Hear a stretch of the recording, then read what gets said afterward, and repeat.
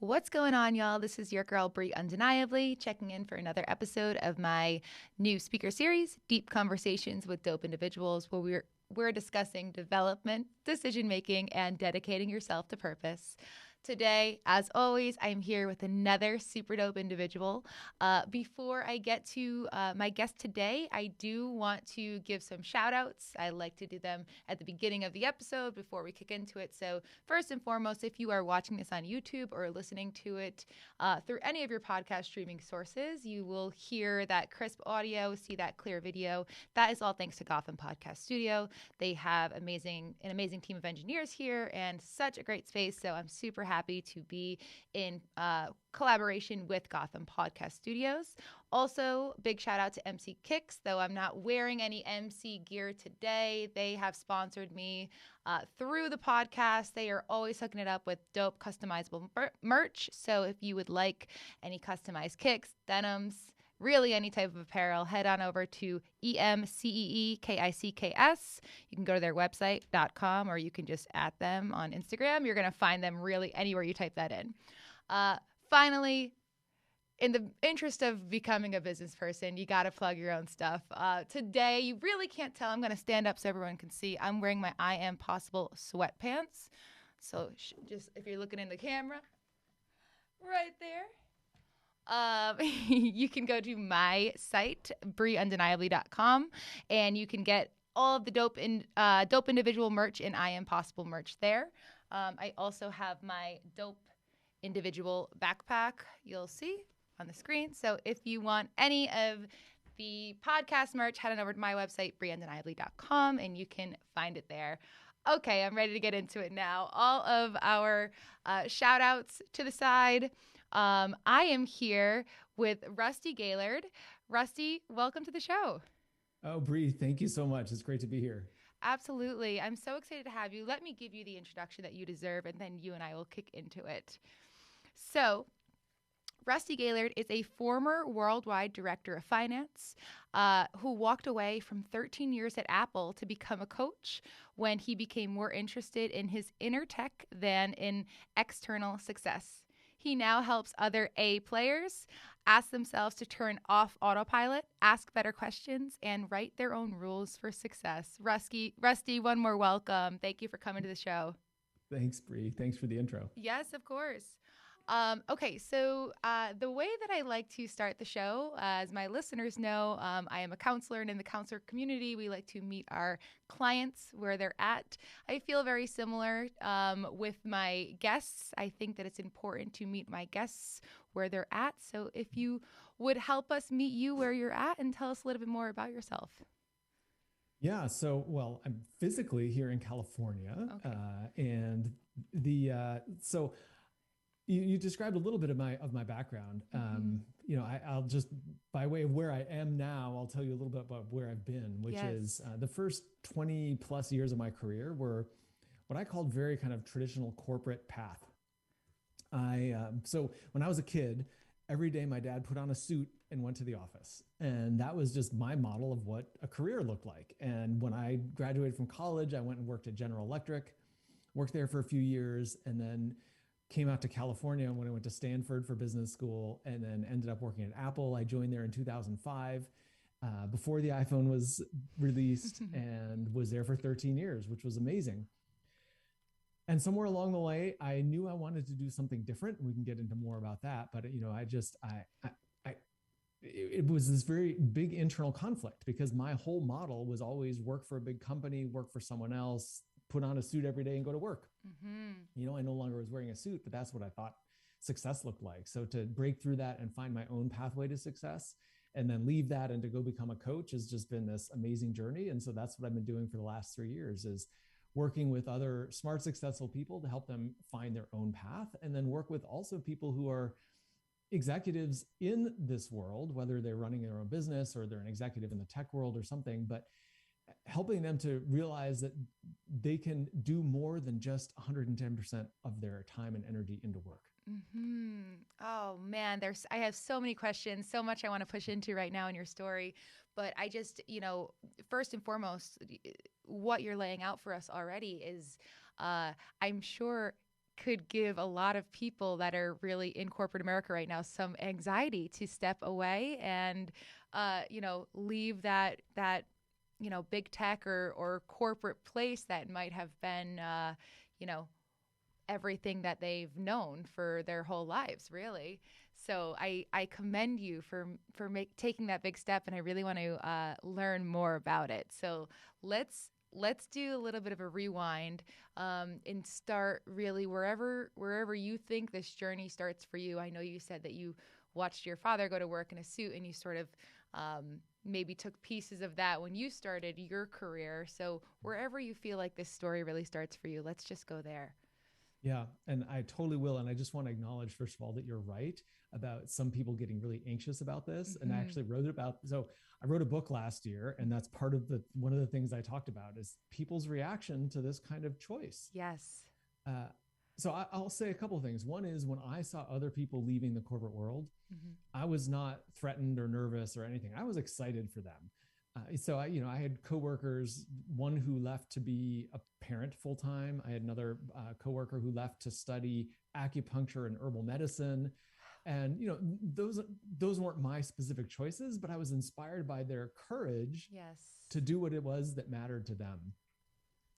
So for me, when I'd just been recently promoted to the director of finance at Apple, and I was responsible for the sales forecast globally for Apple. Wow. And it was a huge responsibility. And my son was 2. Now, when my dad put on a suit and went to work, he was home for dinner every night and he was around the house, but he was a hard worker. And that was a big priority for him. And I learned a lot from that. And I have a lot of respect for him and his discipline and commitment. And as a kid, I wanted more time to just hang out and play and goof around with my dad. So one of the lessons I took from that was his decision to say, if I'm faced with that, when I'm a parent, I want to be around more than I thought my dad was. So when I was promoted, I had this huge responsibility at Apple, and my son was 2, and I just felt like I wasn't able to do both. I had no tools to navigate that situation in my life. And so I really felt like I was failing in both places. Like I wasn't at work as much as I needed to be. I wasn't at home as much as I wanted to be. I really just felt like a failure in both places. And the only thing I knew how to do at that point in my life was to choose between them. Yeah. So what I did was I was hiring for a position on my team at work, and I hired myself for that position, basically demoting myself and had my boss backfill me, which was fantastic personally because now I could be home and it was a job that I could easily do. Yes. But professionally, I shot myself in the foot. It was totally a dead end move.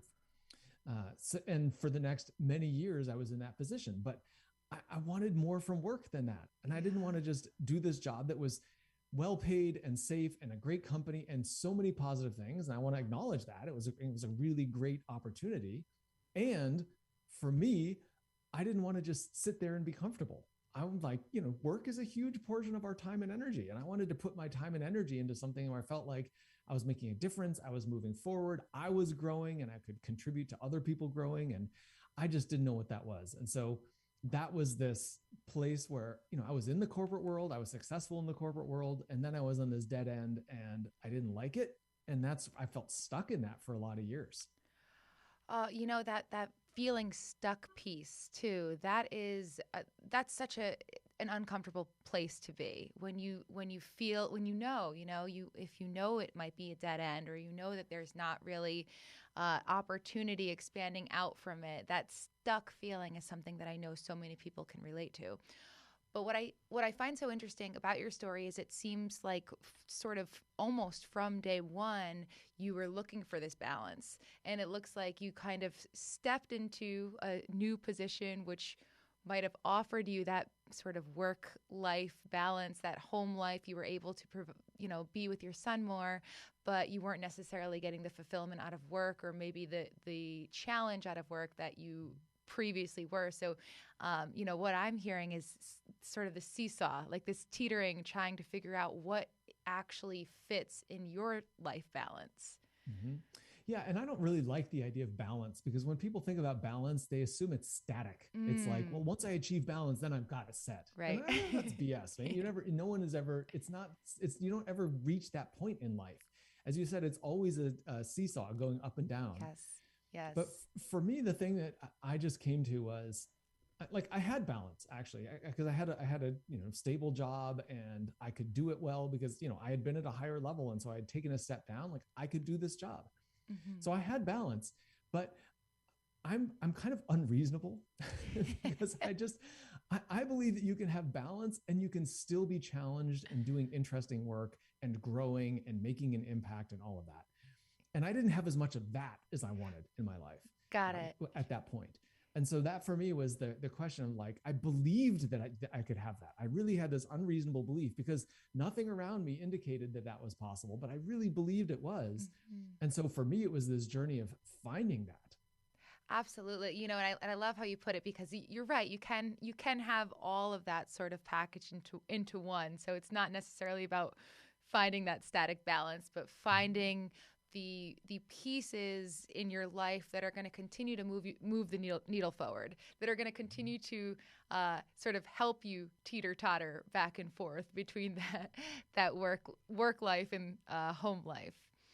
So let's talk about finding those pieces. Let's talk about going on that journey. So was coaching for you something that just came to be, or was there, did it happen upon you, or did you happen upon it, or what was the journey there?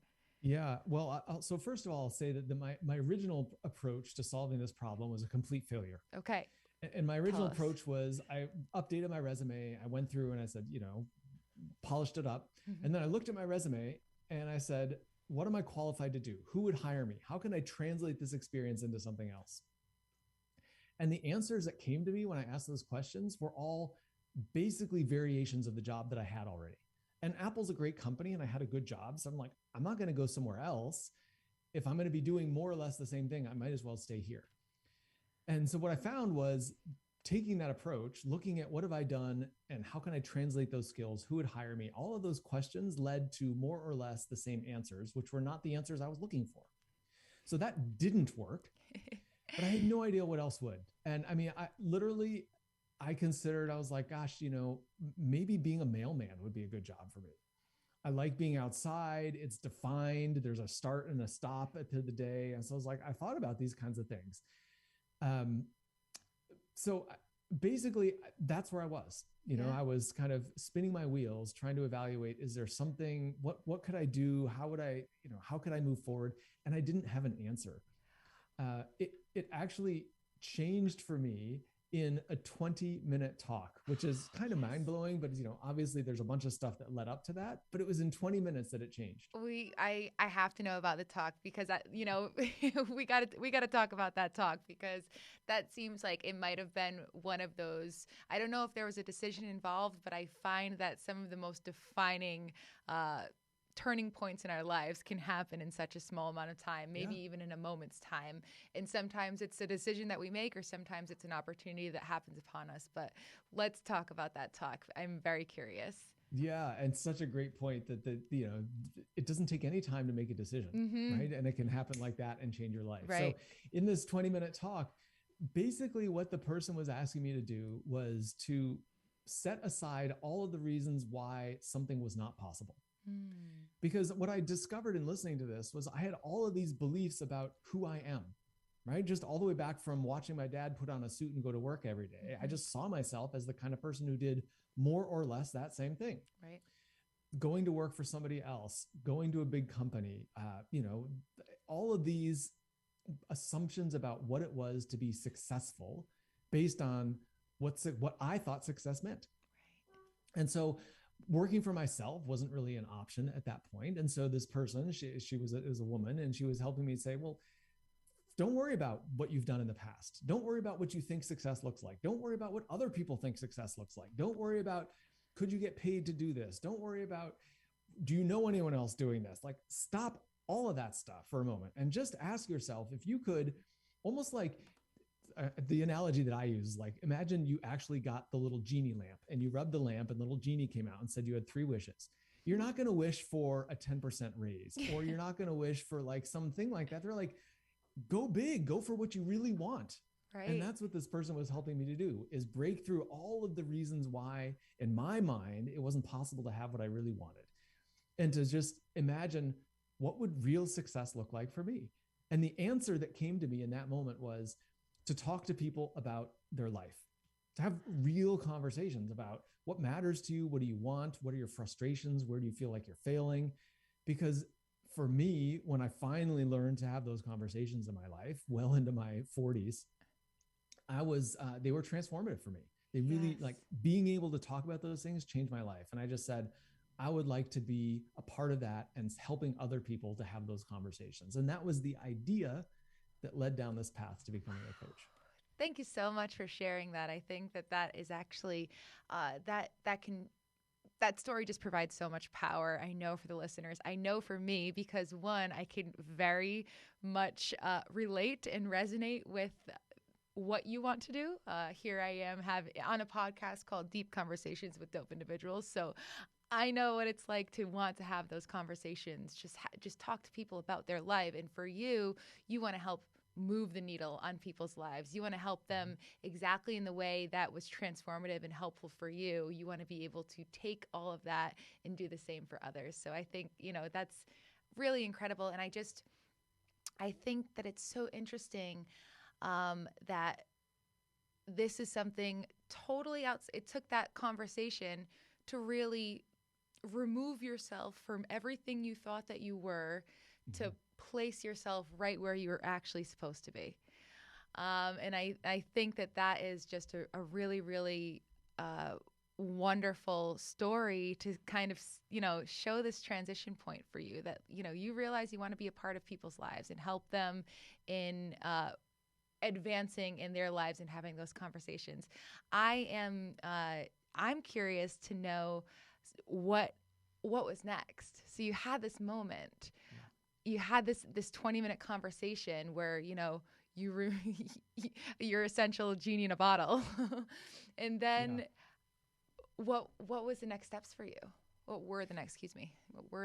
Yeah. So the thing that I think is required for any kind of conversation like this, and actually do anything about it, is courage. Because it scared the crap out of me. Yes. I mean, my whole career I invested in, and education and all of this, I had all of that invested in working for big companies. And the idea of leaving that to being expert in what I did, to starting from scratch, working for myself, that was scary. And it took some real courage for me to say, I'm willing to do it. But what I discovered is that, most people think about that as if I walked in the next day and quit my job. Of course I didn't do that. That's silly, right? It's, what did I do? I went back, and it was actually not a conversation where this happened. It was a talk that I was listening to. Okay. I went up to the person and said, I want to have a conversation, because this was so different from anything I'd ever heard. And I was like, I want more of that. So I had a conversation, and I found out about, she told me about her training and experience as a coach. And so I then went and researched where she got trained as a coach, and I liked that. And I signed up, and then I got trained. And so, like, all of these steps that I took, and it was probably 6 months between when I first heard that talk and when I went into my boss and said, hey, I'm planning to leave because I'm going to go become a coach. So it was, it was step by step. And I think that for me it's really important. It still takes courage, but it's important to know that the first step isn't to jump off the cliff. Right. The first step is to prepare and to, figure out, what does this actually look like? And, I go through all of those steps. So by the time it comes to jump off the cliff, it doesn't feel so scary because you're prepared and you know what you're doing. And it's not this crazy thing. It just becomes the next logical step. Oh, that is really true. And it's funny because I know how, from the very beginning of our conversation, I had made the comment that your story probably might make some people so anxious because it might be the place that they're in, but they're scared to take that leap. And I love how you put that it's not a leap.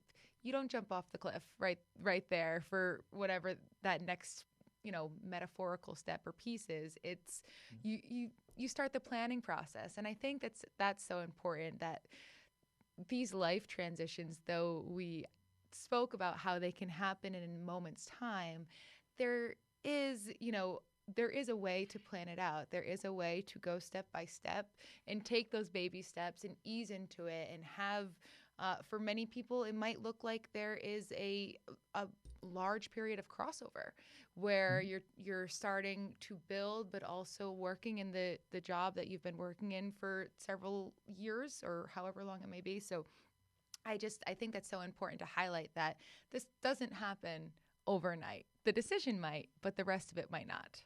Yeah, absolutely. And I've had clients who initially say they're going to leave their job and they go do something else. But through the course of our work together, they start doing that something else and they realize, oh, I really love that and it's meaningful to me, but it's not where I want to put all of my time and energy. And they, through this process of growth and discovery, they actually develop a deeper appreciation for their work. And so I've had clients who initially intend to leave their job, but then they end up staying in their job, but doing other things in addition, not in a way that just kills them and saps all their energy and they're running around like crazy, but they do it in a way that's right for them. Yes. And they can, the result of that is you can actually be more effective in your job because you are a more complete, happy, energized person. And when you're complete and happy and energized, you're better at everything you do. Yes. So it's, I just say that to say, certainly some people may want to leave their job and go do something else, but others that may not be the right path. And there is no one right path for everybody. But the magic here is to stop long enough to think about what path energizes you, what path interests you, and to follow that. I'm listening to you speak, and what keeps coming into my head is the fact that people that you work with, and just in general, it's talking about making space for you.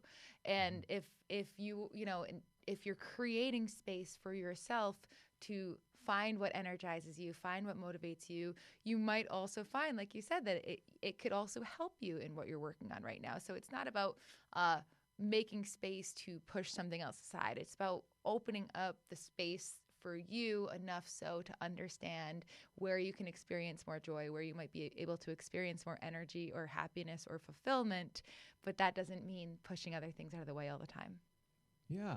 And like you said, you can make a decision in an instant that changes your life. You can have an idea in an instant that changes your life or solves a problem that you're facing at work or something else. But when do those ideas come to you? Most likely not when you're thinking really hard and trying to figure it out, right? Because when you're thinking really hard and trying to figure it out, you're not creative most of the time. The creative ideas come when you're in the shower, when you're walking the dog, when you're out having fun. Like that's when you're like, oh, this idea just pops into your head.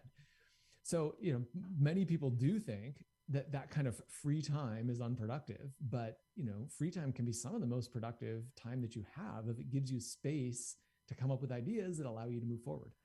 It's so true. And I'm just thinking about it right now. It's like, like you said, in the shower or in bed, laying in bed at night before you go to sleep.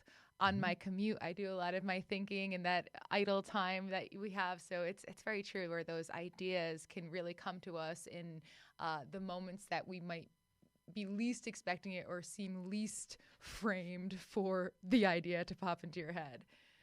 So. Totally. And I think that's why there's this misperception about like doing things for yourself, like it's selfish and it's taking away from your work or your family or other things. And it's not really. I mean, you got to take care of yourself because, as we're just saying, that's where your creativity comes. That's where your spark comes from. And do you want to work with someone who's got creativity and spark, or do you want to work with someone who's exhausted all the time and stressed?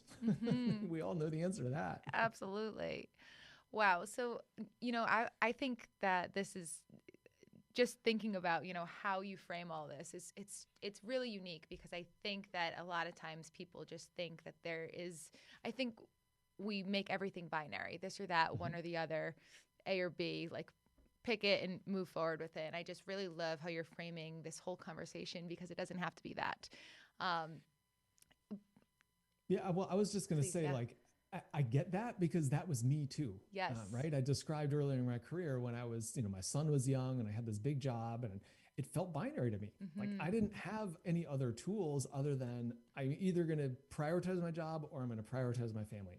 Take your pick. That was the only way I had of approaching that problem. And so I had to choose.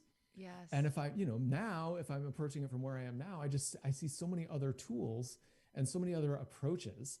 to addressing and working through that kind of situation that just weren't available to me now. So I just, that for anyone listening here, that's a huge clue. Anytime you're facing this thing, you're like, oh my God, I have to choose. It's this or that. Just stop for a minute and just get curious. Like, what if there was a way to do both? What if there was a middle ground? What if there was another possibility? Just get curious and allow your imagination to go with that. Because if you really are curious, there's very few things that really require a choice. There's so many that there's a middle ground. And, you know, when you open the floor to curiosity, typically you can at least find a few things that you weren't originally seeing, that your blinders had on. So it's such sound advice, you know, just get curious about it, because 99 times out of 100 that it's not that binary way that we think it is. Exactly. Yeah. You know, I would love, I'm just thinking here, and are the clients that you work with now similar to who you were at the beginning of your journey? Many of them are. Yes. Yeah. Many. Okay. So I work with a lot of people who find themselves in a corporate world and questioning, is this really what I want to be doing? And where's the meaning in this for me? So Brie, I know you talk about purpose, and Yes. you know, I think that's fundamental to a lot of this. And so many people, there's a lot of people who have a background that looks a little bit like mine. It's going to be different in some respects, right. But it's like, you do well in school, you go to college, you graduate, you get your first job, maybe you get promoted, maybe you get married, you know, it's like, you might have kids, you might buy a house, but after that point, it's like, what other milestones are there in life? You know, it's like, you've kind of done all the big things that you expected to do in life, and you start to question, okay, I'm whatever, 30 or 40 or whatever age you are. It's like, I've got a lot of years left ahead of me, but I've already checked off all these boxes. So now what am I going to do? And that's when it brings into this question of purpose. Like, well, what am I here for? Yes. What matters to me? What is a good life? And the reality is most people don't spend much time thinking about those questions. So, you know, part of my work is creating an environment, just like in that 20-minute talk, somebody helped create that environment for me. Yes. Now that's one of the things I do with other people is, hey, take a few minutes, set aside all the reasons why it's not possible. Set aside all the assumptions that you have about what you can and cannot do. And just, you know, rub the lamp, let the genie come out and get curious about, you know, hey, if you really had 3 wishes, you could create a life for yourself that just lights you up, that you're really excited about. What would that look like? And start thinking about that, because it's, you know, it's usually the problem is not your ability to achieve it. It's your ability to think about it in the first place. Oh, so well said.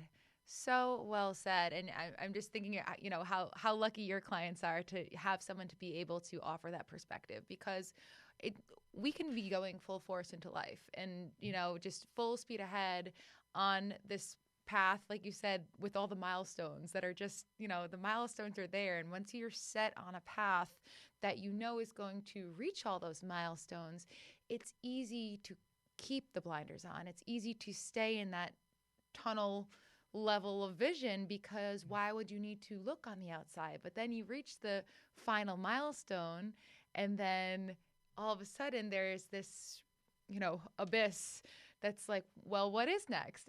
What's the next milestone?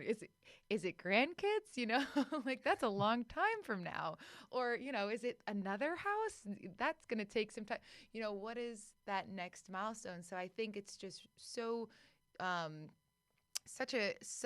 so important to help others sort of take those blinders off before they reach that final milestone, and you know, they're like, what's next? You know, help them see that meaning and that purpose outside of the one track that they've been set in motion on. Yeah, and I'll say the other 2 final milestones that I hear about is retirement and financial independence. A lot of people want those things. Like, right. Well, when I retire, then I can do what I want. Then I'm really free. I get to do what I want. Or when I'm financially independent and I don't have to work, and then I can go do whatever I want. And I find those really interesting, because one of the things I discovered in my own journey is when I was feeling stuck in a great job, but wanting something else, I did think about retirement. I'm like, oh, when am I going to retire? How many more years do I work until I retire? What would I do when I retire? So I would think about those things. But since I switched to a new job, since I've been a coach, I never think about retirement. I don't think about it because I'm like, well, what is retirement anyway, right? Retirement is just a point in your life where you get to spend more of your time and energy doing what you want to do than doing what you think you have to do. Yes. And I found that in my life now. So, it totally changes your whole perspective when you can do more of what you want to do in your life today. It doesn't feel like this big burden. All of a sudden, like, why are you not waiting for retirement? Because you're living the kind of life you want right now. Oh, it's so powerful. I'm just thinking it's like when purpose or meaning or, that feeling, that right now feeling is here in the present, you stop starting all of your sentences with when I get here or when I can do this or when I can do that. It's like no more of your sentences need to start with the when I can or when I do or when I accomplish, because it's all right here. There's no need to wait until that, metaphorical or hypothetical time that is the milestone that you think. You're in the milestone. The milestone is living exactly how you want to live from now until X amount of time, Yeah. Yeah. So I want to break that down a little bit for the listeners, because I think this is something that's like, okay, what you just said makes total sense. But unless you've lived it, you're like, yeah, I get it, but I have no idea how to do it. Break it down for us. I love it. Let's do it. So what you just described is, one of the ways I like to talk about that is the have, do, be way of thinking. Okay. Which is like, once I have this, once I have the job, once I have the money, once I have the bank account, whatever it is, then I can do the things that I want to do. And when I can do the things I want to do, then I'm going to be free and happy and relaxed and confident. It seems like a great formula, Rusty. Tell me more. Why isn't working? Well, the problem is that's backwards. Oh, and okay. The formula is exactly backwards. I mean, you were just talking about this, right? It's not have, do, be. It's it's be, do, have. So when you are confident and relaxed and free, then you're going to do the things that someone who's confident and free and relaxed does. And the result of that is you will have exactly what it is that you want to have. So you need to change your mindset rather than saying, I can't do this stuff because I don't have X, Y, and Z. You need to start, imagine for a moment that you had those things. Just imagine, like, okay, let's just say I had financial freedom. What would I do? How would I spend my time? How would I feel?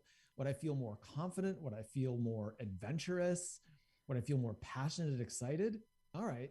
What does it feel like? Just imagine that and just close your eyes and just sink into that and just connect with what it feels like to be that version of you. Then bring all of those feelings back into your life today. Bring that sense of confidence, that sense of passion, that sense of excitement into your life today and live as that person.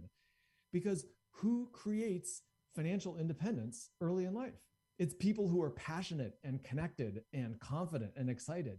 So you have to borrow that feeling from the future. Just go into your imagination and borrow and bring it right back into the past. Now, into the present. Bring it into the present. Yeah. Oh my gosh. So powerful. I want to just say, to some people, that's going to be like, that's a bunch of BS. That just sounds like some new age kind of stupid stuff. But the reality is, your brain, like, you physically create new neural connections in your brain when you do this kind of thing. Because your brain, how do you learn stuff? You learn stuff by repetition. Yes. And most of the time what you're repeating is stuff that you've seen or done in the past. Think about how much of your day is repetition, what you tend to eat for breakfast, what leg of your pants you put on first when you get up in the morning, right? Do you take a shower first? Do you drink your coffee first? Like, so many of these things are habits and patterns. That's just wiring circuits in your brain. There's literally a physical representation of these things in your brain. It's your habits. We all know it's difficult to break habits. So this is a way of starting to shift that, right? Forming a new habit that's based on this future version of you. And the more you can live as that future version of you, the more you can practice this and repeat it, you are creating new neural connections in your brain and wiring yourself to be that successful person. And at some point that becomes inevitable. Yes. Oh, it's so much. There's so much power. It's so powerful, and I love what you're saying. I have so many, so many sort of examples that I want to give. But what I'm just thinking about is, we can take any trait, for example, like a personality trait, like confidence. Say it is okay if I, get that financial freedom, I'm going to be a more confident person. You're saying flip the script. So, okay, how do I cultivate confidence today to live as I will be living when I attain financial freedom? So it's like, okay, well, how do we cultivate sort of a personality trait? Well, there's no, there might be blue check marks on social media, but there's no check mark in life that says like, okay, financial freedom, ding, ding, ding, attained. Like you reach this number X, Y, and Z. So it doesn't just happen with that confidence. If that's the personality trait that we're pulling out of this example, you don't just, all of a sudden check mark, you've received your confidence, you practice it. It's that skill. You continue to practice. What does a confident person feel like? How do they act? What types of things are they doing? What makes confidence? What continues to propel confidence? So you're pulling out those, personality or characteristics or traits from the person that you hope to be and just practicing them today. Am I getting this right? Oh, right on, right on. And I want to add a little bit to that. Yes, please. So one of those is practicing those traits, and you'll notice in your mind that you're going to go, your mind automatically goes to the negative. And that's biological too, by the way, right? That's how we survived, because you're always on the lookout for threats, right? Thousands of years ago. Today, we're always on the lookout for threats too, but those threats tend to be, I didn't get that many likes on my post, or, my boss kind of rolled their eyes at me, whatever it is, right? And we look at those things as threats. Right. So part of this becomes a practice of noticing when your mind goes down that path and pulling it back and going down the path deliberately of confidence. If I were more confident, what would I be thinking and doing right now? Right. Practicing that. So that's one. But the other thing I want to add into this, and this is something that one of my clients actually shared with me, which I loved, which is, what are the things that you do that create confidence in you? Ooh. And some of the stuff that she shared with me is like, well, when I look good, I feel more confident. Good, easy thing to think about, right? Put a little bit of time and energy into looking good. Right. Or when I get a good night's sleep, I tend to be more confident.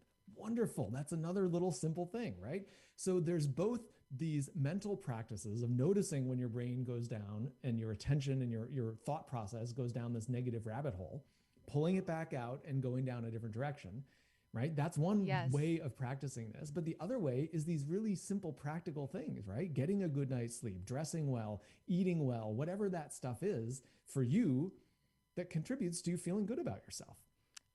It's so interesting to think that, that we can be doing these things actually tangibly. These are physical practices that we can actually get into and engage with in order to flex this muscle, so to speak, in order to start becoming that more confident person, or that more, insert personality trait here person. So Exactly. I love that. I think it's so important for everyone to understand too, that it's not just the psychological pieces. It's not just what's, the practices that we're practicing in our head. It's also what we're doing physically. And together, that is going to form that well-rounded characteristic that you're looking for. Mm-hmm. Absolutely. Yeah. And that kind of takes it out of this mystical realm, right? Yes. Because for whatever reason, your mental ability is really not all that different from your physical ability in terms of, repetition makes you stronger, right? When you think about it in that way. But somehow, many of us kind of think, it's hard to do and I'm not good at it. And, it's like meditating. It's like, am I really going to meditate? And it's hard. And I don't know if I'm doing it right. And so, there is that element. So it's nice to have this complement of, yes, there is that's still important, that mental exercise, but there's also these other physical things you can do. Exactly. And, when you think about it, I'm just thinking, since I was little, anything that I wanted to become better at, I had to practice it. This goes with the sports in my life. This goes with anything that I was doing in school.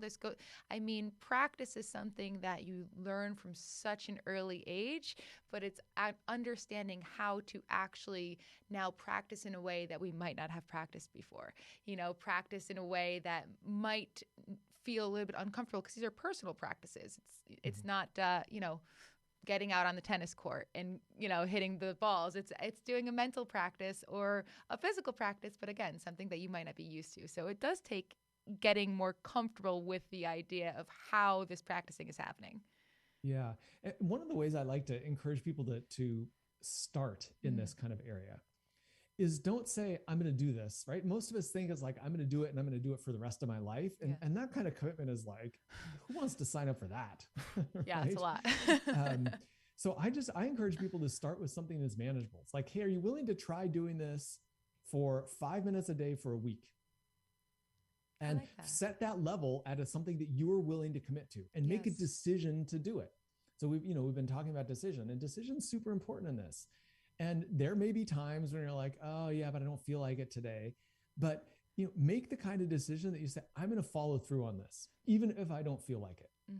And set it at a level that you can follow through, right? If you say, I'm going to do this for an hour a day for the next month, like that to me feels like a really big commitment. I'm like, I'm not sure I really want to commit to that. But would I commit to 3 minutes a day, every day for a week? Yeah, I can commit to that. That's like, even on the days I don't feel like it, even on the days when I got in bed and I was like, oh crap, I forgot to do it. Like, I'm willing to get up and do 3 minutes. Like, it's going to be painful, but am I willing to do it anyway? And just give yourself that satisfaction of accomplishing it. So make make the decision in advance. So it's like, when you're in bed and it comes into mind that you haven't done it yet that day, it's like, no, I've already decided I'm going to do this. I'm not going to waver on that. It's only a week. It's only 3 minutes. I can do this. Yes. Oh, and it's so important too to give ourselves, to do what we know we can do within reason. I think that is really highlighting what you're saying here, because you're right. If I cannot commit, like, in my actual schedule right now, I don't think I would be able to commit to anything for an hour of anything in a day at the way that my schedule is. But I know that I could commit to something for 5 minutes. And then I know if I want to commit to something for 5 minutes for the next week, then the following week I can reassess. Hey, I feel really good after doing, those 5 minutes a day. Maybe I can increase this to 10. Maybe I can find this room in my schedule. So really knowing what you physically, or what your capacity is sort of like in your actual schedule, what can you actually really commit to, but also mentally, how can you, can you hold yourself accountable to do the 5 minutes a day? If you can, definitely choose wherever you can keep yourself fully accountable. So sometimes, it might take some shifting in your schedule or shifting in your mindset, but find that accountability place and hold yourself to it, and then increase incrementally. Totally right on. And I'll also say that sometimes the activities you do might change. I'm a big fan of having a morning routine, and it can be as simple as getting up and drinking some water in the morning, because your body gets dehydrated. You haven't had anything to drink in 8 hours or whatever it's been. So get up and just drink a glass of water in the morning. And by the way, warm water is good because it's more or less your body temperature. So you don't want to do super hot, super cold. Drink warm water. So I've done that. I've added stretching. I've tried meditating. I've tried journaling. I've tried exercise. Like, I've mixed all these things together. And for me, it's been an experiment of what works. What do I like? What sets me up for success in the day? And is it a 5-minute morning routine, or is it an hour-long morning routine? It's like, you get to decide what's right for you. But the only way you figure that out is you have to start, and you got to start with something. And so, even if it's a start with, I'm just going to drink a glass of water every morning, right? That could be 30 seconds of your time. But it's something that says, I'm doing this for my health, for my well-being, to set me up for success for the day. Yes. And carry that intention with it. And then experiment, right? Add, subtract, change. As you were saying, Bree, it's like there's no one formula. There's no one certain amount of time. It's what works for you. Yes. So give yourself those opportunities to check in and adjust. It's that building process of, I love that you said set yourself up for success, because that looks different for all of us and that feels different from all of us. So it's really, it's adjusting those pieces and building on what is working and continuing to refine that model to make it best fit for you. Very, very, very sound advice. I definitely, everyone listening, I know that I have for sure pumped the power of a morning routine, but that is one of those things that it's like you don't really talk about how to do it. In the morning routine, there's so much science behind how it really will set you up for success. But, building in incrementally what works and what doesn't is a great place to start. Yeah. And I'll say, like, I usually don't share. My morning routine is probably about an hour long at this point. And don't often share that, because if you had told me that 5 years ago or 10 years ago, I would have been like, I don't have an hour to do a morning routine. Right. But I get that. Yeah. You find those places to flex, like in your schedule. And that's something, it's so funny that you say that, because I had said, I might not have an hour to actually build into my schedule, but where I have it is figuring out making my sleep schedule. You always have that time. So if I need to wake up an hour earlier to be able to build in that hour practice now, so it makes sense because it does work for me, then that's what you have to do. So I don't have time, or I don't think I have time, or X, Y, and Z. We always have the time. We have the same time as everyone else, but it's a matter of figuring out what you need to use that time for. Yeah. I think that is such a good point. And it just brings up this greater point that it's never the time. It's never the time. It's never the time. It really is. And it's never the money. Yep. And it's never your boss's fault or any of that stuff, right? In the end, it's so much easier to point at all those external things. But will you do the stuff that really matters to you? Like, if it's really important, will you get it done, right? If you have a family member who's in the hospital, are you going to clear the plates and go clear the schedule and go take care of them and go be with them? Yes, because it matters. And the stuff that matters to you, you will find the resources to do it. It's all right here. It's it's like you said, it's not the time, it's not the money. It's all within us. If it matters, then we make it happen.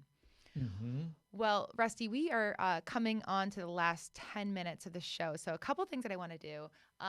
First, I know you brought in purpose. I just love to ask my guests, tell me what purpose is to you, or, how you're really building that and living that in your life daily. Yeah. So for me, and this is a great question, by the way, thank you. Because, even for me, this is what I do as a living, and it's so easy to get off track because there's so much, which is so many people around us and so many motivations and all of that, right? It's like, I'm a coach, and my real purpose is to help other people improve the quality of their lives. So beautiful. And it's really easy to get off track and think about, well, it's all about me and growing my business. And I think a lot of us get off track, and we think, well, it's me, it's about me, it's about me. But purpose, I really do believe purpose always, yes, you are an element of it, but there's always a piece of it that's bigger than you. Yes. If you're really going to have a powerful purpose that's compelling, there has to be an element in there that's about other people and making the world a better place. So for me, it really is, I really do my best to keep my time and energy focused on helping other people and impacting them and helping them make their lives better, because I'm truly a believer that when more people are happy with their lives and making their own lives better, it makes the world a better place. Thank you so much for that. That is very, very powerful. And, I feel like you really, in my sense of the word purpose, you hit it spot on. I always say that purpose is passion plus people, and exactly what you said. So, that self-centric piece, the passion piece, what fuels you, what part of it is about you, what could you do every day for the rest of your life and it never feel like you're doing something that you don't want to be doing. So where is that passion? But then how do you bring that passion to others? And that's really what you were hitting on. And when I think about it, it brings that meaning. I really feel like the driver of bringing what you can do to others and trying to infuse them with the feeling that you feel when you do it, that's really the purpose. So the passion plus people, how you're making impact on someone else's life. Yeah. If I can, I'd like to add Please. one other comment to that, which is, people used to say to me when I was early in my career, and when I would kind of be curious, wondering where am I going to go with my career? What am I going to do? They'd say, well, do what you're passionate about. And I hated that advice because I didn't know the answer. I don't know what I'm passionate about. Now I just feel like an idiot because you're telling me to do what I'm passionate about, and I don't know what that is. So it was like multiple layers of feeling bad about myself. Oh. It was a terrible experience. And I came to this realization later on in life that I don't think you find your passion. I don't think, some people do, very few, But, it's those people who are in their 3 years old. They're like, I'm going to be a doctor when I grow up. Right. And sure enough, they grow up to be a doctor. Yes. But that's a very small percentage of people. Most people have a whole variety of interests. They can be good at a lot of things. And there is no one answer. When you say, what is your passion? There's no one answer. I really believe that you've got to build your passion. You don't discover it, you build it, because it's a process of investing yourself by moving into something, exploring it, getting closer to it. And as you do all of that, you start to find, oh, wow, I've got some passion for this. And that's absolutely been my experience. Like when I set off on this journey to become a coach, it wasn't because I was passionate about it. It was because I was interested in it and excited by it. And as I went down the path, I became passionate about it because I was investing myself and my time and my energy in it. So I just want to put that out there for anyone who has that same reaction that I had of like, I don't know what I'm passionate about. What do I do with this advice? You don't have to know what you're passionate about. You start with what you're interested and energized by. I'm changing my purpose equation in this moment to purpose is the process of passion plus people. There nice. It is. I feel like that really just kind of helped bring it all together. I think that what you're saying is so very true for so many people, and it's right. It's spot on. There's also not, some people might have just one passion, but some people have many interests or many things that, put a spark in them or light them up in some way. So I really appreciate that, you saying that for listeners who can resonate with those moments where it's like, you don't necessarily know what your passion is, but you know what you're interested in. So the process of passion plus people is my new definition. And I thank you, Rusty, for that. And you think quickly on your feet, Bree. Good for you. Thank you very much. Okay, we have 5 minutes. I want to do the rapid fire round. I want to give you the floor one last time. I also want to make sure, I know that you have a book, so I want to make sure that is mentioned as well. So please, after we do the rapid fire, please make sure to mention that so that all of my listeners can know where to find all your information. Absolutely. All right. Rapid fire really quick. I just do this for fun at the end just because it's a good way to wrap it up. So at the beginning, we talked about 3 pillars. We've talked about them in excess. I'm so happy. It was so central to our conversation: development, decision-making, and dedication to purpose. So the first one is on development. Currently, in this very, very moment, are you working more on personal development or professional development?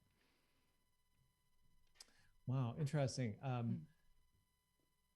I would say I'm a little bit tilted towards professional development, but I'm still pretty heavy on the personal development. And for me, I really believe they go hand in hand. Yes.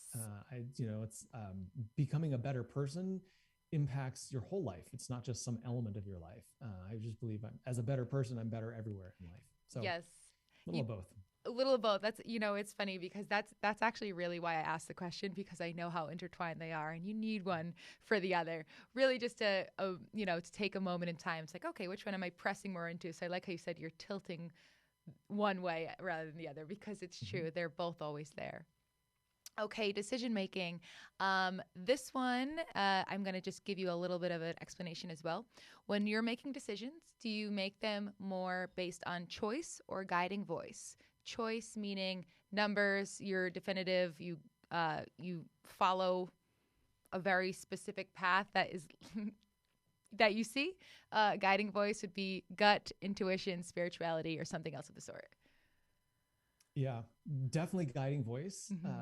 And having been around a bunch of smart people and a bunch of decision-making frameworks that help you do this, analyze, what decision to make, all that, what are their criteria, and you rank and score them and all that. I'm really a believer that fundamentally we all make decisions based on guiding voice, and then we justify them based on all the analysis we do. It's very true. That aside, like when I became a coach, people said, "Oh my gosh, you must have researched all of these places you could get trained and certified and picked the best one." I was like, no, I went with the one that resonated with me. Yeah. So I'm definitely more of a guiding voice kind of person. Thank you. Okay, the last one is dedication to purpose. Do you feel like this is a singular moment in time, like the pivotal moment that you sort of know and you just go full force, or is it a daily practice? Absolutely a daily practice for me, because my direction evolves, my interests evolve as I learn and grow. Yes. So, it's I love being outside. And if you've ever gone on a hike and you're hiking up a hill and you're like looking up, you're like, God, when is the top? And you see the top, you're like, thank goodness, I can't wait. You get to the top only to realize it's not really the top. There's a lot more you just couldn't see. I feel like that's a little bit of my journey with purpose, right? It's like, that's where I'm going. That's what's important to me. But then I get there and I say, oh, this is great. And there's more. Yes. So for me, it's absolutely a daily journey. Daily journey. So insightful. Thank you for that example as well. Okay, we just have a couple minutes left. Please take the floor. Let everyone know, any final thoughts, and also please let us know where we can find you and all of that information, like your book and such. Yeah, absolutely. Thank you. The last thing I just want to end with is the real constraints in your life are not in the time and not in your money and not in your boss and all those things. It's really to start by figuring out what is it that you want and being willing to take a step in that direction. As we talked about earlier, is you don't jump from A to Z, you go from A to B to C, and you take the steps that you can take, whatever step you can do that moves you forward, and you can see amazing results. So I want to just encourage anyone who's listening, just not to feel overly constrained by the stuff around you. Yes, that's real. Yes, those are challenges in your life, but your challenges don't define you, and you can overcome them. So I just firmly want to encourage everyone listening to just step in and own it, rub the lamp, see what when the genie pops out, think big. Yes. And go for it. Wonderful. So I have that's basically the fundamental message in my book. It's called Breaking the Code. Stop looking for answers and start enjoying life. It's on Amazon. If you want to search on Amazon, there's other books also called Breaking the Code. So search for Breaking the Code Rusty, and you will find it there on Amazon. The other place that I'm very active for social media is on LinkedIn. So you can find me there, Rusty Gaillard. And you can also check out my website. It's svdreambuilders.com. It stands for Silicon Valley Dream Builders, svdreambuilders.com. Wonderful. Rusty, thank you so much. It has been such a pleasure. I mean, we jam-packed this episode full of value. I am so excited, looking forward to, getting the feedback, because I know that you have helped a lot of people in this episode for sure. Thank you, Bree. Absolutely. Absolutely. Okay, everyone. We have come to the end, as I end all of my episodes. Until next time, let this be the moment.